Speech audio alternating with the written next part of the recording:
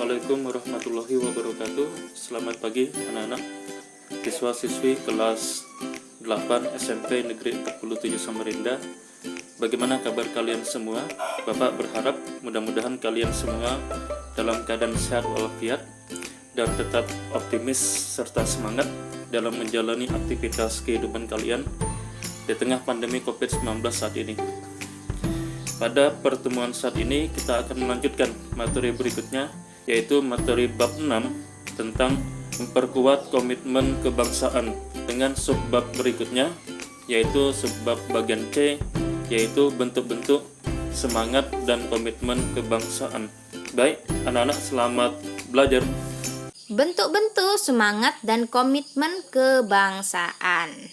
Adapun bentuk-bentuk semangat dan komitmen kebangsaan yang ditunjukkan para pendiri negara pada materi bagian kedua ini terbagi menjadi 4 periode. Periode yang pertama, kita akan memahami bentuk semangat dan komitmen kebangsaan sebelum pergerakan nasional.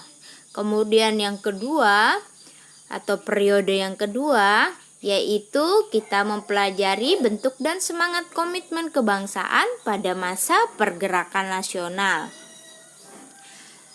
Sedangkan periode yang ketiga, kita akan memahami bentuk semangat dan komitmen kebangsaan pada saat proklamasi kemerdekaan Republik Indonesia dan Perang Kemerdekaan.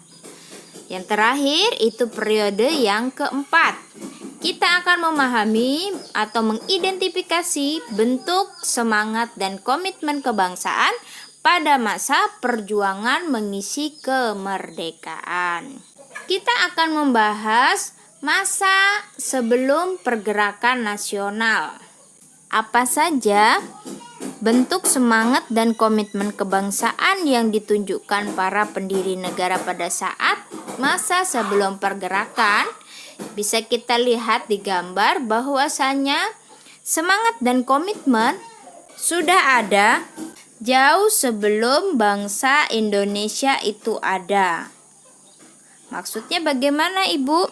Maksudnya adalah di sini sebelum masa pergerakan nasional, tepatnya masa di mana Indonesia masih berbentuk kerajaan-kerajaan.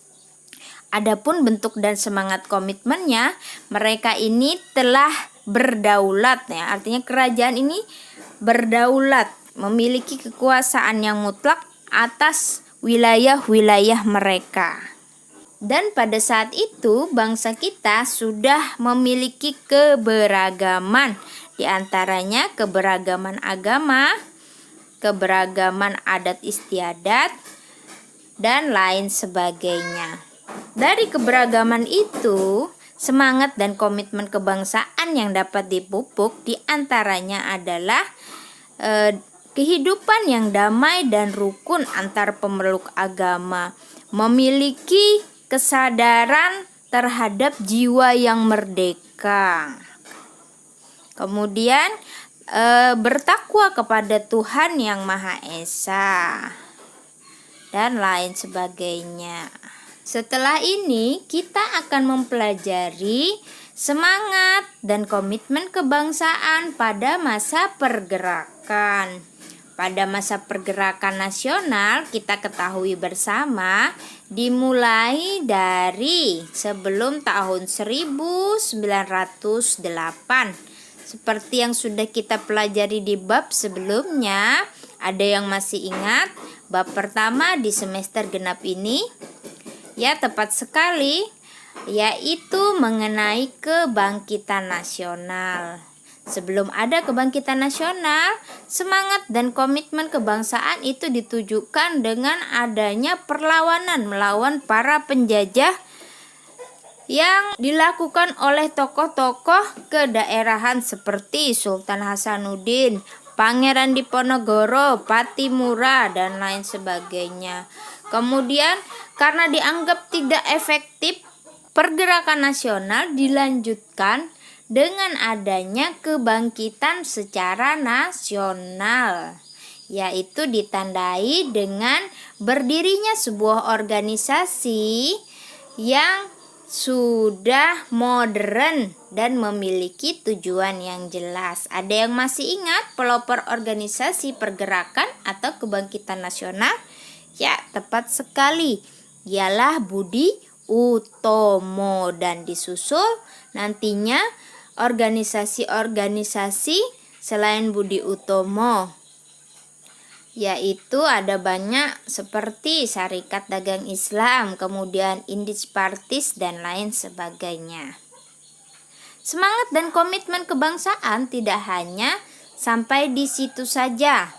Setelah adanya kebangkitan nasional, bangsa Indonesia masih memegang teguh semangat dan komitmen itu, ditandai dengan adanya atau munculnya organisasi-organisasi kepemudaan dan menghasilkan sebuah kongres atau beberapa kongres seperti yang kita lihat pada gambar, yaitu adanya Kongres Sumpah Pemuda, suatu ikrar yang menegaskan bahwasanya bangsa Indonesia ingin lepas atau bebas dari belenggu penjajahan. Adapun bentuk semangat dan komitmen kebangsaan yang bisa kita lihat di sini ialah salah satunya adalah timbulnya jiwa dan semangat dan nilai-nilai perjuangan. Memahami nilai harkat dan martabat manusia, bahwasanya manusia itu bebas dan memiliki hak untuk bebas. Selanjutnya, ini periode yang ketiga. Kita memasuki periode pada masa proklamasi dan perang kemerdekaan. Ya, bentuk dan semangat komitmen kebangsaan pada masa ini merupakan suatu titik puncak atau titik kulmasi perjuangan bangsa Indonesia. Juga merupakan wujud perjuangan yang berdasarkan persatuan Indonesia. Ini diwujudkan dengan cara memproklamasikan kemerdekaan Republik Indonesia pada tanggal 17 Agustus 1945. Dan apa maksudnya perang kemerdekaan? Seperti yang kita ketahui bersama dan tentunya sudah kalian pelajari mungkin sebelumnya, bahwasanya pada saat itu para penjajah yaitu Belanda tidak rela melepaskan negara jajahannya yaitu Indonesia. Mereka masih memperjuangkan atau bersikeras untuk kembali menguasai wilayah Indonesia. Akan tetapi bangsa Indonesia pada saat ini memiliki semangat dan komitmen untuk terus mempertahankan kemerdekaannya. Oleh sebab itu terjadilah perang kemerdekaan. Adapun perang kemerdekaan yang pernah terjadi pada masa itu, kita ingat-ingat kembali, ialah adanya agresi-agresi militer yang dilancarkan oleh pihak Belanda untuk merebut kembali wilayah atau menduduki kembali wilayah negara Indonesia. Dan rakyat Indonesia pada saat itu melakukan perlawanan baik secara fisik, artinya mengangkat senjata, maupun secara diplomasi atau politik ya, dengan melakukan perjanjian-perjanjian. Ada yang masih ingat perjanjian apa saja yang telah kita lakukan sampai kita diakui secara de facto oleh dunia internasional? Ya, tepat sekali. Ada beberapa perjanjian, diantaranya ada perjanjian Linggarjati, Romroyen, Renville, kemudian konferensi meja bundar, sehingga sampai saat ini kita berhasil untuk merdeka dan berdaulat. Adapun periode yang keempat ialah masa perjuangan mengisi kemerdekaan. Apa bentuk semangat dan komitmen kebangsaan yang terdapat di sini dan apa yang bisa kita lakukan sebagai seorang siswa, khususnya kalian yang berada di kelas 8. Di sini masa perjuangan mengisi kemerdekaan tidak sama dengan para pendiri negara pada saat itu yang berjuang menggunakan kekuatan fisik. Akan tetapi sekarang kita sudah merdeka, kita hanya perlu mengisi kemerdekaan dengan hal-hal yang positif. Tetapi tidak lupa juga untuk tetap melestarikan semangat-semangat yang diwariskan oleh para pendiri negara. Sebagai pondasi yang sangat mendasar ialah kita harus memiliki semangat nilai juang Pancasila, proklamasi kemerdekaan, dan mewujudkan tujuan yang terdapat pada pembukaan Undang-Undang 1945.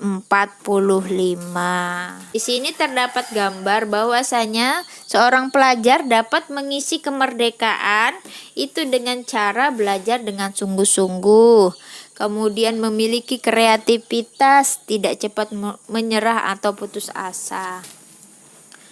Baiklah, pembahasan yang terakhir yaitu kita dapat melihat beberapa bentuk sikap mempertahankan kemerdekaan dengan semangat dan komitmen kebangsaan yang biasa kita sebut dengan semangat 45.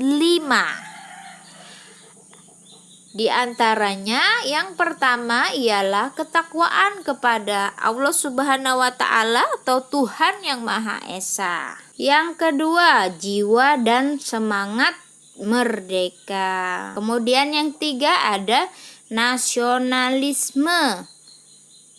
Ya, nasionalisme yang bagaimana, Ibu? Nasionalisme yang mencintai tanah airnya. Selanjutnya, patriotisme, artinya setia terhadap tanah airnya, rela berkorban tanpa pamrih. Yang selanjutnya ada bentuk sikap mempertahankan kemerdekaan, yaitu tidak mudah putus asa. Yang terakhir ada persatuan dan kesatuan. Ya, demikianlah anak-anak materi subbab 6 bagian C yang sudah kita bahas, yaitu bentuk-bentuk semangat dan komitmen kebangsaan. Mudah-mudahan materi ini bisa kita terima dalam akal pikiran kita dan kita bisa terapkan dalam kehidupan kita sehari-hari untuk memperkokoh semangat kebangsaan kita. Kita akhiri pembelajaran ini. Wassalamualaikum warahmatullahi wabarakatuh dan salam sejahtera untuk kita semua.